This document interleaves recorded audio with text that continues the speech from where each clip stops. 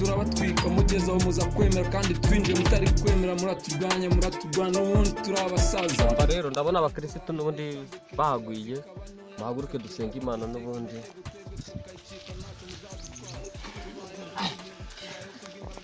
Mwami Nyagasani turagusabye turaguhimbaje twongeye kukwiragiza kuri iki cyumweru. Mwami Nyagasani icyo twanze n'amazima n'amadayimani mu izina rya Yesu nabirenze. Mwami Nyagasani rero kuri icyo turakwiyambaje icyo uvugira kuri aka gasozi. Mwami Nyagasani turasengera u Rwanda rwacu. Mwami Nyagasani rero muri uyu mwanya tuguhaye ganza ubundi dukomeza amateraniro yacu. Amina.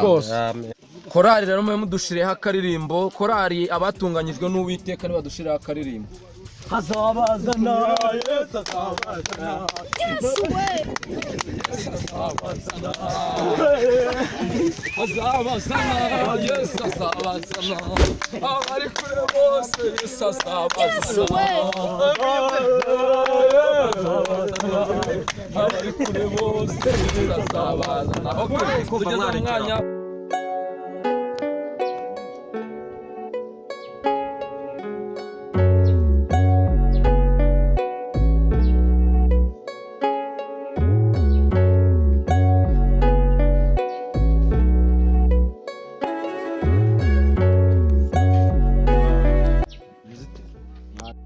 niga isikarana uri kumva urusaku hano hepfo mani hari abashobora kuba bakora ni itorero basengera abantu nyine bagwaye, abantu nyine bafite inyatsi. Yewe wana ni nyine n'ahantu nyine wasengera nawe nyine ugakizwa niba ufite ibyaha. Serious basengera abantu abadayimoni bari mu mutima wanjye bakavamo. Ibyo ni ugukoraho rikaka wakubwira suka tujyana natwe tukajya gusengera. Ibyo ngibyo no sarubwo ndabaheka muze tugende birenze amaguru. Uribuka twakoze ibyaha, twariye ibyaha nkamuga icy'umunani. Yesu we Ibyo ngibyo nakubwira n'iby'inka washyira mu gihugu cy'u Rwanda kikuzuye bararikoraho rikaka. Seri tujyane yo nta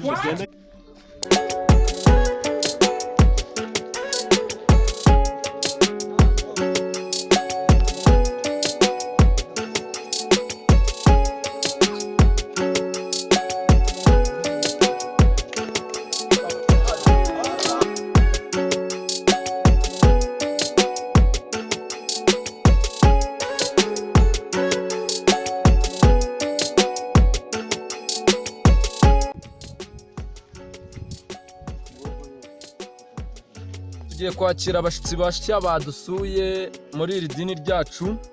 Rero twafata umwanya wo kwakira abashyitsi ntacyo byaba bitwaye. Mumfashe twakira aba bashyitsi, turabakiye mu izina rya Yesu. Amen. Uturuka hehe watubwiye izina ryawe? Yewe nturuka hariya mu murenge wa Gasyata akagari ka Karongi. Urakoze tumwakire mudufashe turamwakiriye izina rya Yesu kandi turamukunda. Amen. None witwa nde? Je wanyita niyo nkuru Ravi. Okay. Imana ishimwe turakwakiriye. Nanjye ndabakiriye. Twinjiye kuri uyu nguyu katumaze ahantu haturutse. Witwa nde ukomoka he? nitwa Baby Cool. Ubwo ni ahantu bita Kanyonyomba. Hariya mu Biryo. Tujya gusengerayo muri ririya dini. Ejo bundi navuyeyo w'Imana ariko ntabwo nari nkuzi. Wabonyemo umwanya nawe ufitemo umwanya hariya Kanyonyomba.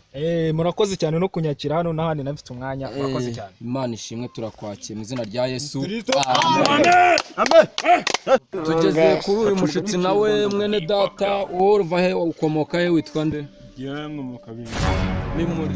Memori. Akaba banyita Kibido. Kibido. Ni gusengerayo ku cyumweru gitaha nubwo nari nkuzi. Turakwakiye mu izina rya Yesu. Amen. Haleluya. Haleluya. Amen. Haleluya. Amen. Mugiye kudufasha kwakira ababene data rero mwaho muhaguruke nk'itorero ryose kwakira ababene data. Abakiriye mu izina rya Yesu kandi turabakunda. Amen. Banyita Kijana nuruka mu murenge hara wa Rukomo. Banyita Kagirima ni depo nuruka mu murenge wa Byumba ariko niye hano hafi y'Isugi. turamwakiriye. Amazina yanjye banyita Kombozi nuruka hano mu mudugudu wa Kabeza. Ubwo nyine nabirenze Yesu adumu. Hano dufite n'umuhanzi hano yaturutse mu karere ka Gicumbi. Hari indirimbo afite akora hano ku Isigi, ubundi asanzwe akora mu bintu by'ubucuruzi ariko ni n'umuhanzi. Turafatanya mu murimo w'Imana. Yatubwira nawe uko yitwa. Haleluya. Muno Imana iranyeretse bati harimo n'abanyabyaha, dore nk'aba ngaba baba imbata Satani. Wahaguruka nyine ukabafasha tukabasengera tukakuraho imyuka mibi y'abadayimoni. Wowe ufite umuzimu bita Simara ingoma. Yego. Uyu muzimu kandi ututagusengeye ngo akuve mu yazana kwe. Yego nawe. Nyagasani nkweretse abantu bashize mu biganza byawe. Nyagasani. Mwami rero tugiye kubashira mu biganza byawe tubarinde. Amina. Nawe umuzimu wo kunywa kanyanga no gutunda ibyo bwenge akuveho. Kubu uburembetse mu izina rya Akuveho. Korera Imana. aba pasiteri bakorera muri direde z'umu ari abasazi ko direde zanjye bari bazivanyeho. Gusengera abanyabyaha pasiteri, nawe haguruka mu munyabyaha wa mbere manza wipfukame. Mwami Nyagasani kuri isanda kwiyeretse mwami. Kuri isanda kwiyeretse ndi kubona ibyaha abagabo bafite. Mwami Nyagasani turatwika amazimu n'amatayimoni ari muri uyu mugabo mu izina rya Yesu. Mwami Nyagasani manura imbaraga zawe kuri uyu mugabo. Manura imbaraga zawe dutwika amazimu n'amatayimoni mwami Nyagasani. Mwami rero ariko ndimo nerekwa hano. Mwami Nyagasani ndimo nerekwa ibintu bitari byiza hano. Mwami Nyagasani ibi bintu mbona hano ni ibiki mwami Nyagasani. Toka makwasi toka kachina na Yesu.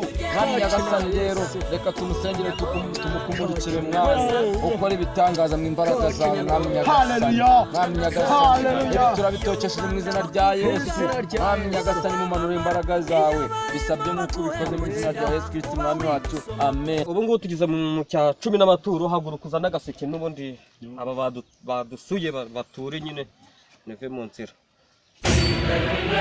Kone muhanzi cishaka rimbo nyine ko kugira ngo gatambutse amaturo.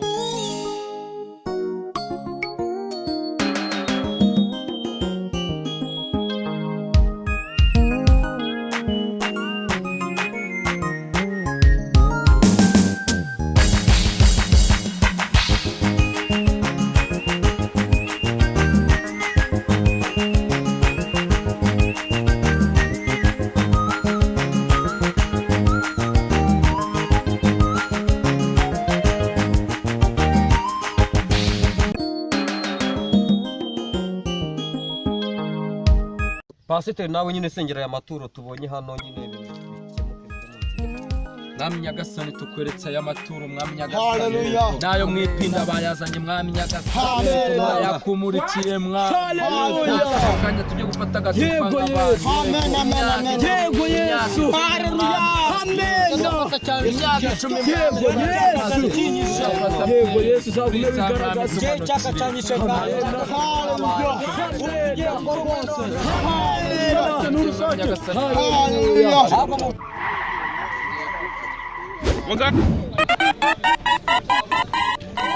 N'amatelefoni harimo n'amamirukadi. Abapasiteri bariho abapasiteri baranasambana n'ubukingirizo baranasambana kabisa. Simbyumva aya ngaya azanunga umwaka kabisa katwitaye.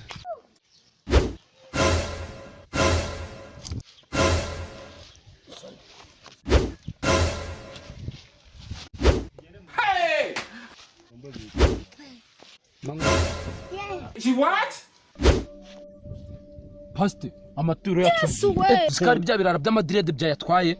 Dore n'uyu mujama bazanye akizana uyu muntu